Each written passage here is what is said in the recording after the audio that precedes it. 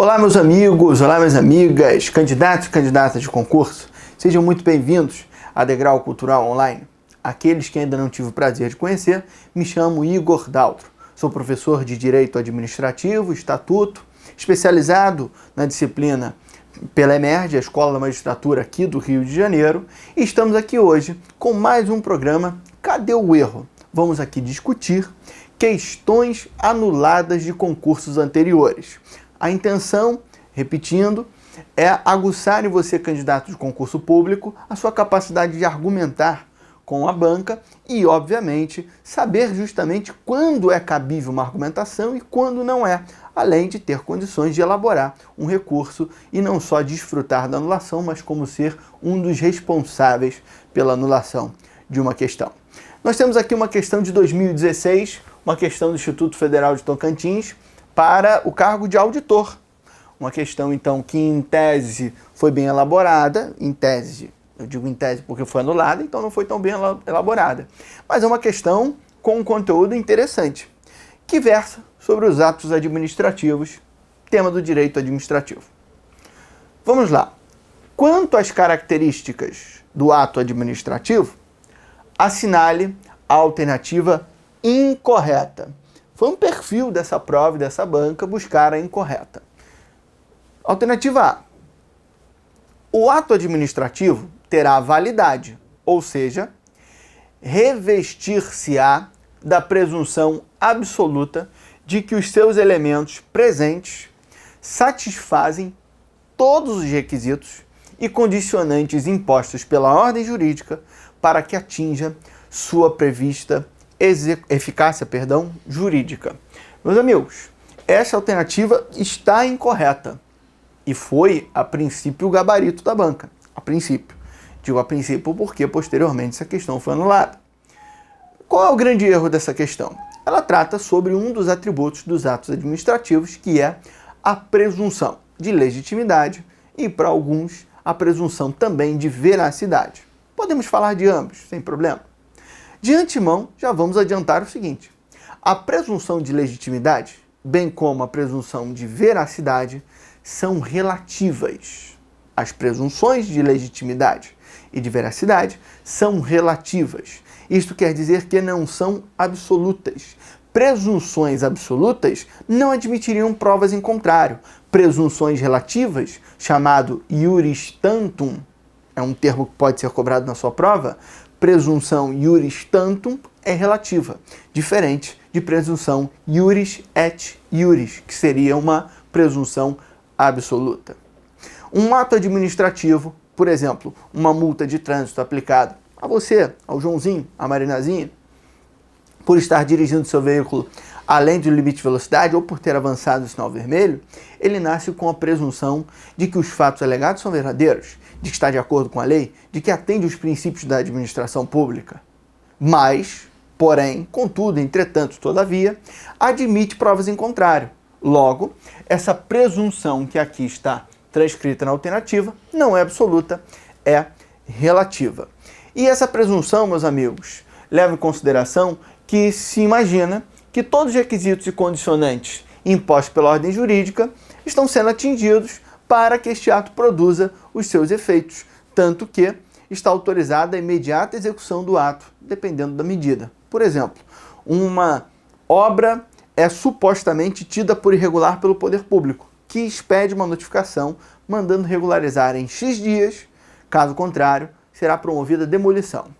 O particular deixa aquilo para lá, não corre atrás, o poder público, mesmo que aquele ato seja ilegal, se não for provado o contrário, tem total condições de derrubar aquela obra. Por quê?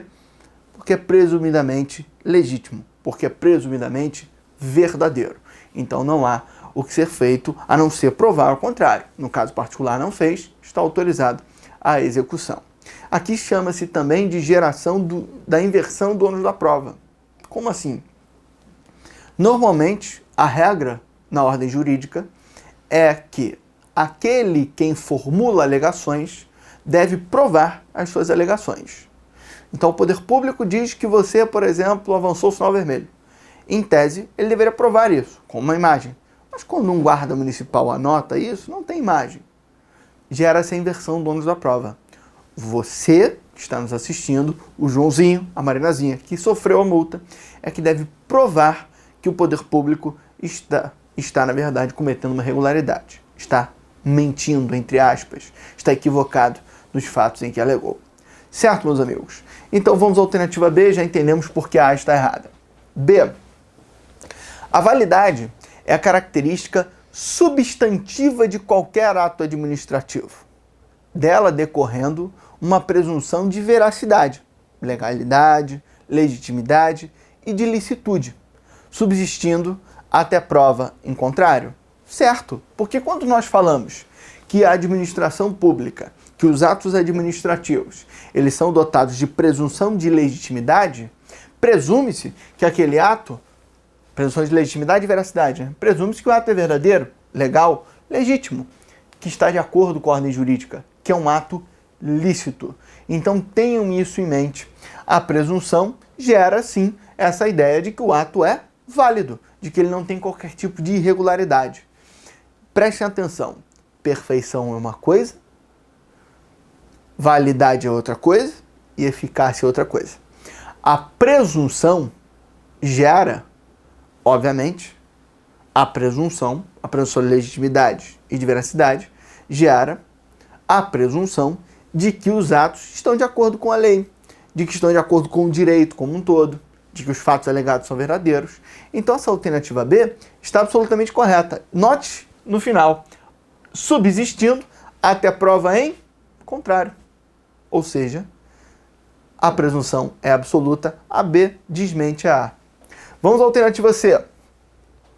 O ato administrativo, por ser imperativo e presumidamente verdadeiro, legal, legítimo, ilícito, estará apto a produzir os efeitos a que se destina. A característica denomina-se eficácia.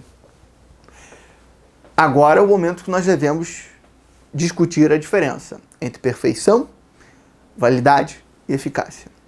Perfeição é quando um ato ele cumpre todo o seu ciclo de formação.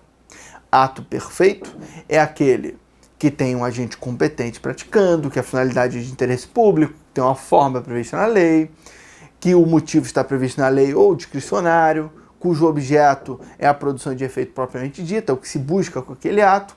Um ato perfeito é aquele que tem os 5 elementos, é aquele que foi motivado, é aquele que foi dada publicidade. Aliás, a publicidade é dito como o último momento desse ciclo de formação do ato, porque é a última coisa do ato, normalmente, via de regra. Ato perfeito, então, é o ato que existe, é o ato que cumpriu o seu ciclo de formação. O ato válido é aquele que está de acordo com a lei. Isso é validade. É aquele ato que não tem nenhum vício. Ato inválido seria o que está eivado de algum vício de legalidade, afrontando de alguma maneira o direito. Foi praticado por um agente incompetente, foi então praticado pelo agente competente, mas com desvio de finalidade, praticou um ato querendo se vingar do fulano e não para atender ao interesse público. Isso seria um ato que, embora perfeito, é inválido. Já a eficácia é a produção de efeitos propriamente dita. Vamos a um exemplo de um ato perfeito, inválido, porém eficaz. Um servidor público recebe da administração pública uma gratificação, porém, a partir da interpretação equivocada da lei. Ou seja, existe uma lei dizendo que a gratificação é paga para os servidores na condição X. Uma autoridade administrativa avalia isso, interpreta erroneamente a lei e o caso concreto e concede uma gratificação para o servidor que não é lícita, que não é devida. Bom, foi publicado em Diário Oficial, ele recebeu, ou seja, foi perfeito e eficaz, porque ele recebeu, produziu seus efeitos. Mas é inválido, é ilegal, então deve ser anulado, e aí obviamente discutiria-se aqui a possibilidade de devolução ou não do valor. Se houver boa-fé, ele não restitui, se houve má-fé do servidor, restituiria. Entendidos? Então a alternativa C, absolutamente correto, que o ato, por ser imperativo e presumidamente verdadeiro, legal, legítimo e ilícito, está apto a produzir os efeitos a que se destina. É a chamada eficácia, para produzir os seus efeitos. e imperativo porque os atos administrativos possuem a característica da imperatividade, a ideia de que são impostas as vontades da administração em face dos particulares. Aqueles que quiserem fazer ressalva, os atos enunciativos e negociais não são imperativos. A alternativa D de dado. A eficácia do ato administrativo pressupõe que ele seja existente e válido. Vamos voltar no exemplo que eu acabei de dar?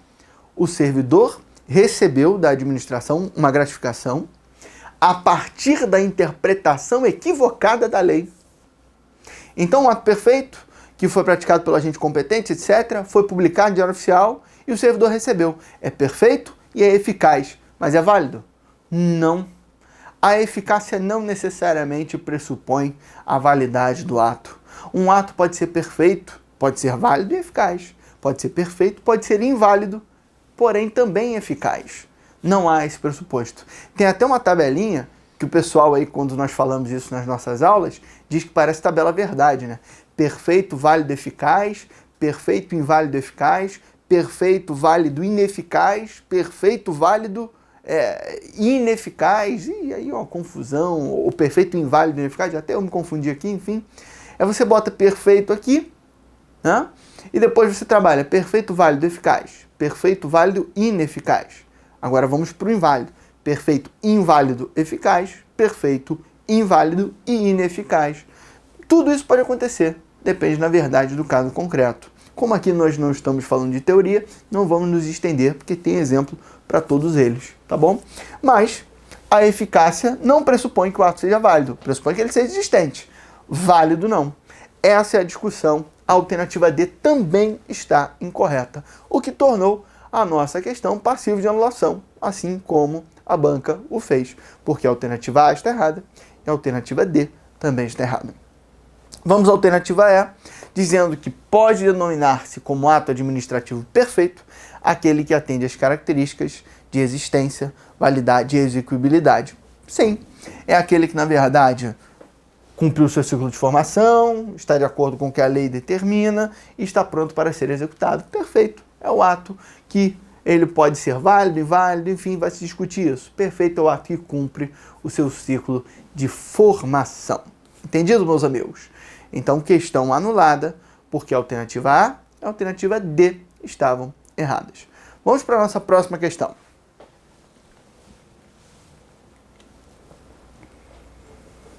Questão um pouco mais extensa, foi da Fundação Cefet Minas, de 2016, também para o Instituto Federal, cargo de assistente de administração.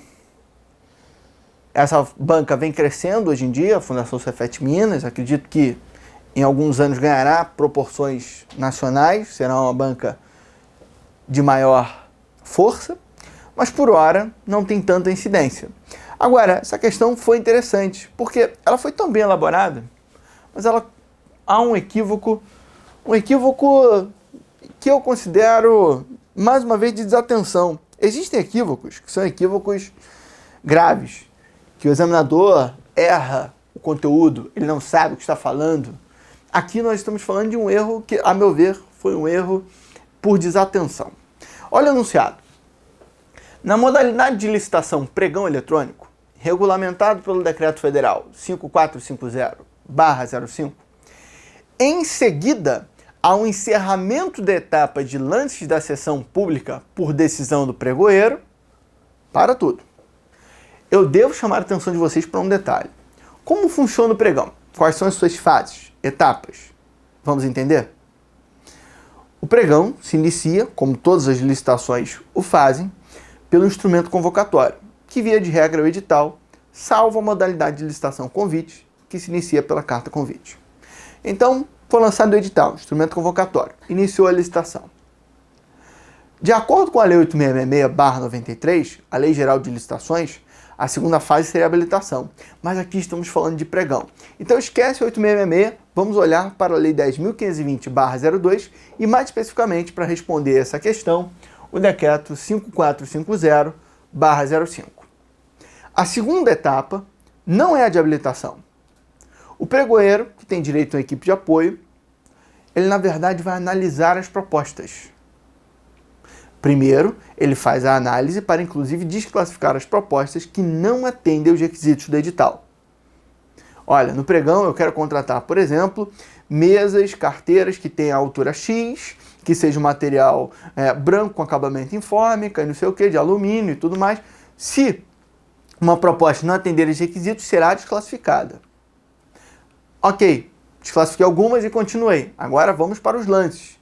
Vou ver os valores, abro a chamada seção pública de lances sucessivos no pregão eletrônico, onde isso é feito por sistema.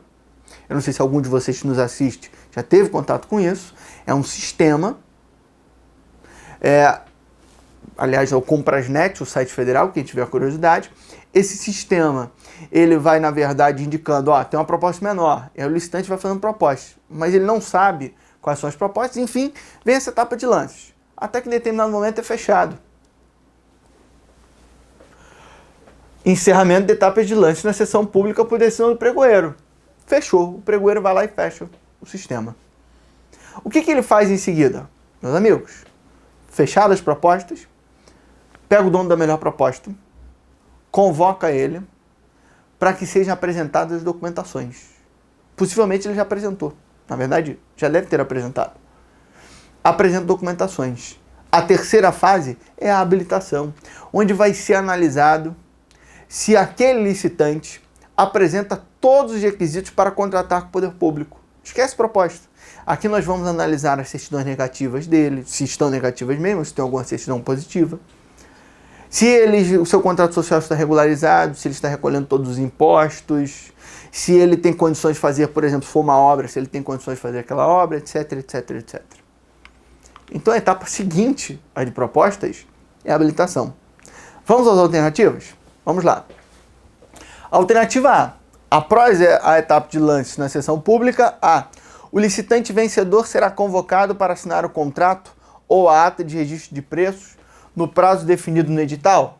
Meus amigos, a vocês que tiverem curiosidade e quiserem ver, artigo 27, parágrafo 1º, trata sobre isso no decreto 5450. O que diz o 27, parágrafo 1º? Exatamente o que está aqui. Agora, depois da etapa, do encerramento da etapa de lances, é a habilitação, depois a adjudicação, depois a homologação, e só então que o licitante vai ser chamado para assinar o contrato. Então, muitas coisas aconteceram. A alternativa A não é o que ocorre na sequência do fim das propostas. Vamos à alternativa B. Serão verificadas as propostas apresentadas, desclassificando aquelas que não estejam em conformidade com os requisitos do edital. Meus amigos, 22, parágrafo 2º do decreto 5450. Isso é feito pelo pregoeiro e sua equipe de apoio, caso haja, antes do encerramento da etapa de lances. Porque isso aqui, eu expliquei para vocês, inclusive.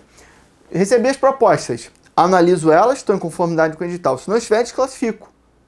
Aí mantenho as propostas A, B, C, D, E, F. Agora, os licitantes, donos das propostas de A a F, vão participar da sessão, onde eles vão dar lances sucessivos. Então isso é prévio e não posterior. Eu repito, isso aqui está de acordo com a lei, mas não ocorre após a etapa de lances, após o encerramento, da etapa de lances na sessão pública. Então a alternativa B também incorreta. Vamos a C. Serão analisados todos os atos praticados até o presente momento e constatada a regularidade, a autoridade competente adjudicará o objeto e homologará o procedimento. Meus amigos, artigo 27, anotem aí, artigo 27 do decreto 5450. Aliás, você que nos assiste, abre uma guia no seu navegador, decreto 5450/05, vai acompanhando com a gente. Você inclusive vai enxergar que geograficamente, entre aspas, na própria norma, no próprio decreto, você acha, se eu não me engano, o artigo 23 fala sobre o encerramento das propostas. A B está no 22, está antes. Isso aqui está no 27, parágrafo 1º. Aqui também está no 27, ou seja, bem depois. A adjudicação e homologação ocorre após a habilitação. Antes, tem que ser declarado, antes de ser declarado vencedor, de anular, declarar vencedor, adjudicar, etc., Antes disso, deve ser feita a habilitação, que é o ato justamente posterior ao encerramento da etapa de lances. Então, mais uma vez, C errada. Vamos a D. Qualquer licitante poderá, de forma imediata e motivada, em campo próprio do sistema, manifestar sua intenção de recorrer, quando lhe será concedido o prazo de 3 dias para apresentar as razões do recurso. Artigo 26 ocorre após o fim da sessão pública, que é após a habilitação também. Mais uma vez, não é o que ocorre imediatamente após o encerramento da etapa de lances. É o que ocorre após a habilitação, meus amigos. Então, mais uma vez, o equívoco da banca. Ela não trouxe, todas as informações estão corretas, todas. Entretanto, em momento algum, ela traz o que ocorre efetivamente após o encerramento da etapa de lances sucessivos. D também errada mais uma vez. Em campo próprio, manifestar sua intenção de recorrer quando será concedido o prazo de 3 dias para apresentar as razões.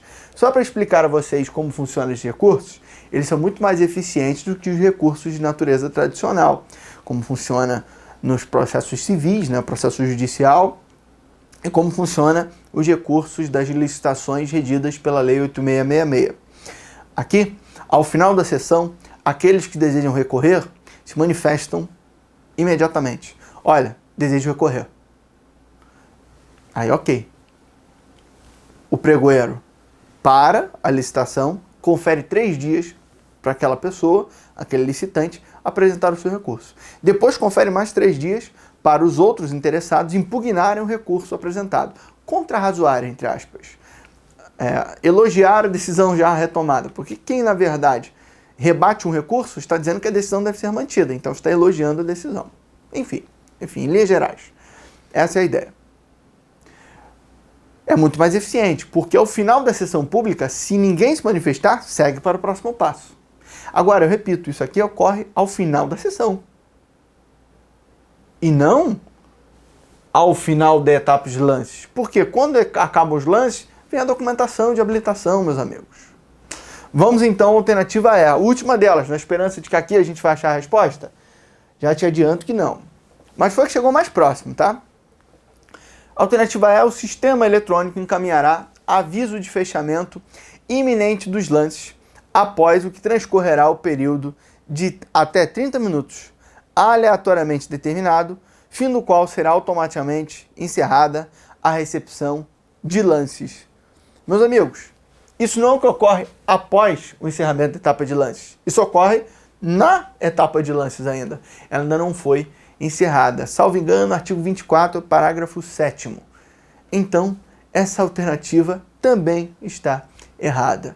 Eu repito, foi uma questão bem feita, uma questão que cobra um conteúdo interessante, um conteúdo denso, não foi superficial, ela cobrou especificamente como funciona o procedimento de licitação, mas eu tenho que chamar a sua atenção para o detalhe de que em momento algum ela trouxe o ato posterior ao encerramento da etapa de lances na sessão pública. Aqui ela dá o que está acontecendo no final da etapa de lances, mas não no fim dos lances propriamente dito. E levando isso em consideração, nós estamos diante de uma questão errada, sem gabarito. Você poderia forçar uma barra aqui e colocar, de repente, como resposta, a D. Mas aí, se a D entra, poderia também entrar a C, complicado, porque nenhum dos dois ocorre após o encerramento dos lances. Combinado, meus amigos? Espero ter auxiliado vocês, espero ter ajudado vocês através da questão anulada, onde eu demonstrei o porquê que ela foi anulada, aguçando aqui a sua compreensão, você veja claramente o porquê que ela foi anulada, mas ao mesmo tempo também trabalhando um conteúdo. Conteúdo cada vez é mais cobrado em questões de prova, talvez o conteúdo da moda no direito administrativo, que são as licitações públicas. Ok, meus amigos?